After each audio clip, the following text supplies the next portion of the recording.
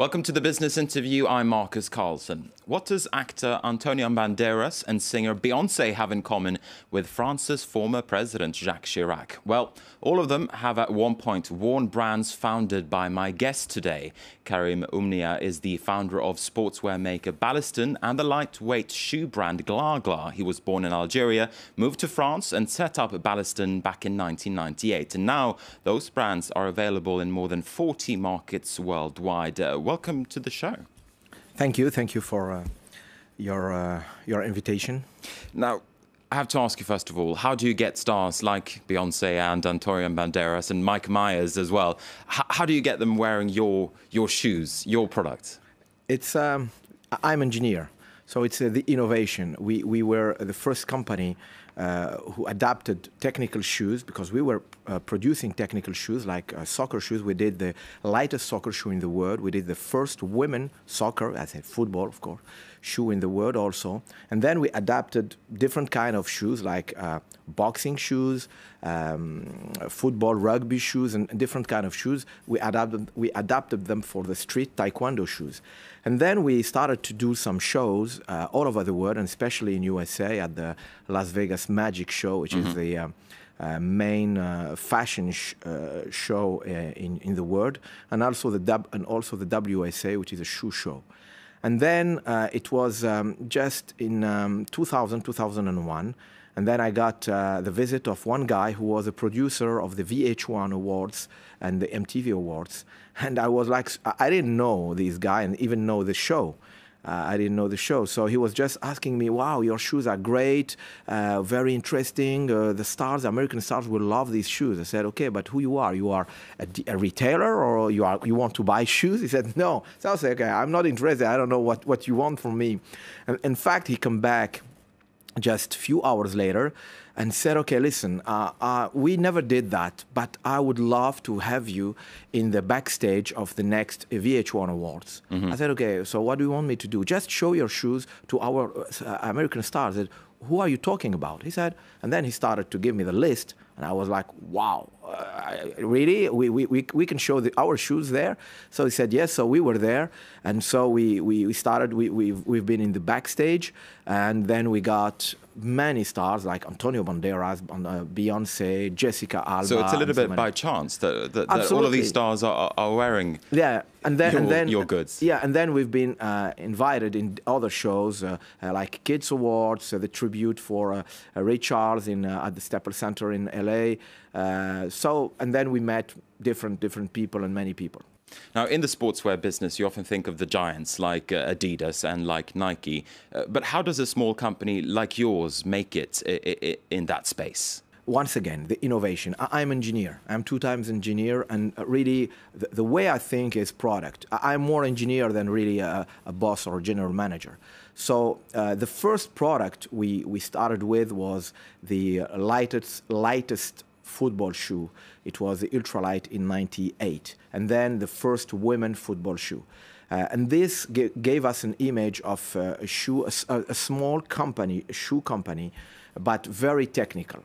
So many clubs started to contact us. So the way we compete with these big names is only with our know-how and the fact that we develop and produce very specific and high-tech products that they are not able to do, or they didn't think about it. So you're basically saying that you're benefiting from being quite a small player, quite a niche player. Is it your ambition, though, to grow your company into one of these massive sportswear giants like, as I said before, Adidas and Nike? I think we can do it. It's just a question of time. We need time, and as you know, the globalization today means also a lot of investment and money. So to grow, we will need, of course, to sit around tables with investors and see exactly what we can do and how we can do. But we must grow, and we must, of course, become.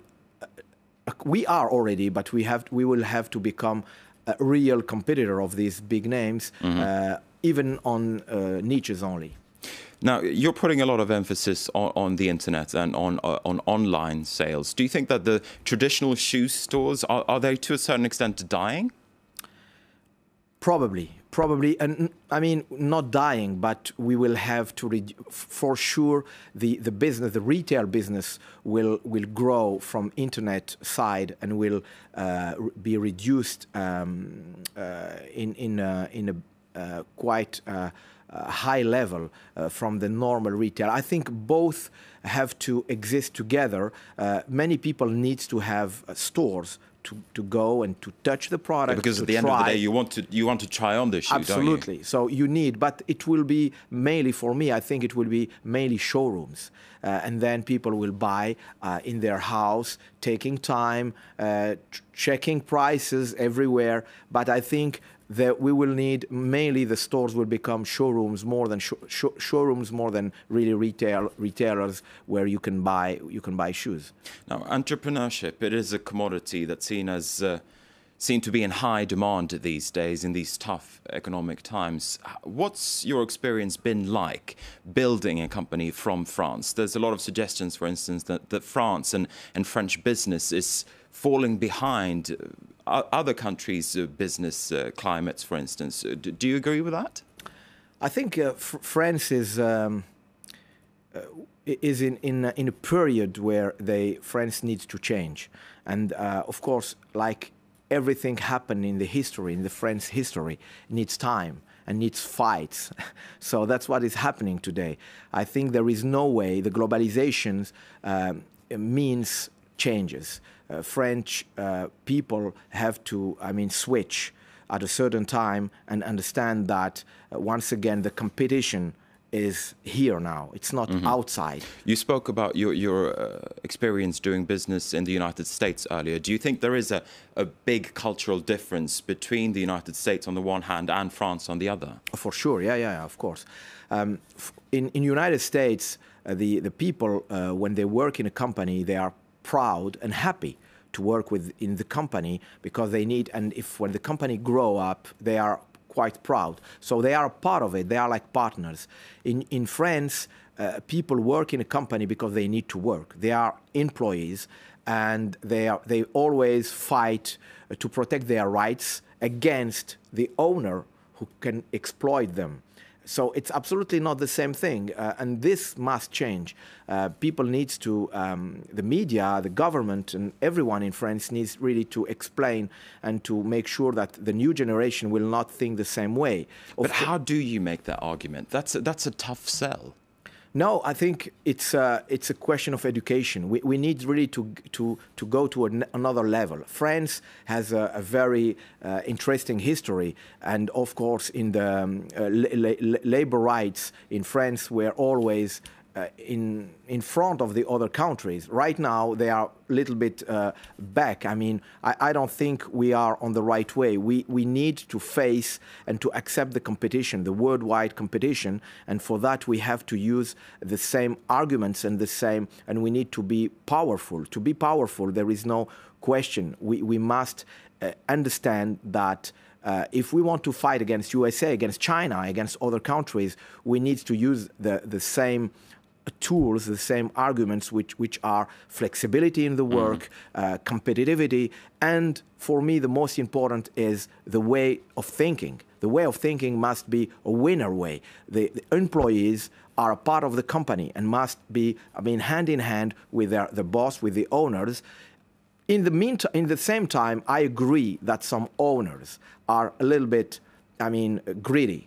The owners needs also to do one step front. They need to take their responsibility. Yes. But if a young entrepreneur were to watch this show, what would be your #1 piece of advice for him or for her?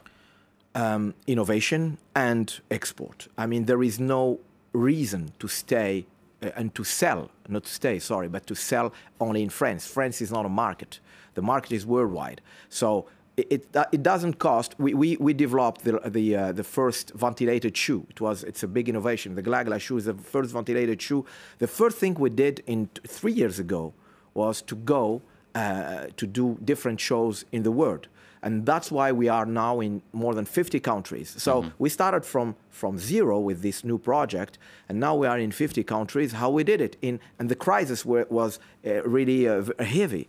So the way we do now, the way if I have an advice is think global, think worldwide, and of course you need to have innovations to convince. As a French brand or French product needs to have some value, and the innovation is one thing, and the fact that you come from France helps also. All right, so we're going to have to wrap it up there. Karim, Oumnia, thank you very much indeed for speaking to us. Thank you. And thank you for watching at France 24. We have more news coming your way soon.